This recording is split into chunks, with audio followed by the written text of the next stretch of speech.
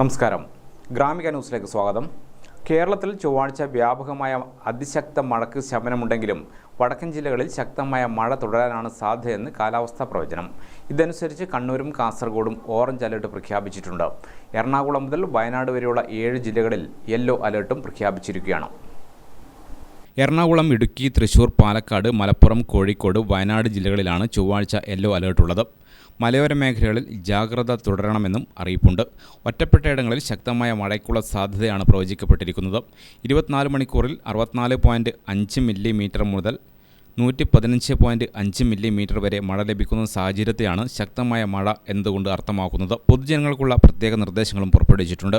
ശക്തമായ മഴ ലഭിച്ചുകൊണ്ടിരിക്കുന്ന മലയോര മേഖലയിൽ മണ്ണിടിച്ചിൽ, ഉരുൾപൊട്ടൽ, മലവെള്ളപ്പാച്ചിൽ സാധ്യതയുള്ള പ്രദേശങ്ങളിലുള്ളവർ സുരക്ഷിതമായ സ്ഥലത്തേക്ക് മാറി താമസിക്കേണ്ടതാണ്. സ്ഥിരമായി വെള്ളക്കെട്ട് രൂപപ്പെടാറുള്ള താഴ്ന്ന പ്രദേശങ്ങളിൽ താമസിക്കുന്നവർ സാഹചര്യം വിലയിരുത്തി തയ്യാറാക്കപ്പെടുന്ന ക്യാമ്പുകളിലേക്ക് മാറണം. ശക്തമായ കാറ്റിന് സാധ്യതയുള്ളതിനാൽ അടച്ചുറപ്പില്ലാത്ത വീടുകളിൽ താമസിക്കുന്നവരും മേൽക്കൂര ശക്തമല്ലാത്ത വീടുകളിൽ താമസിക്കുന്നവരും പ്രത്യേക ജാഗ്രത പാലിക്കേണ്ടതാണ്.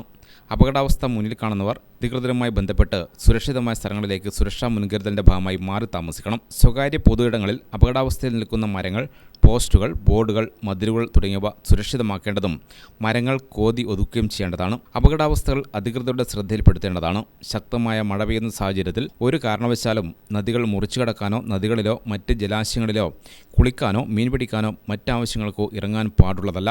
മഴ ശക്തമാകുന്ന അവസരങ്ങളിൽ അത്യാവശ്യമല്ലാത്ത യാത്രകൾ പരമാവധി ഒഴിവാക്കുക.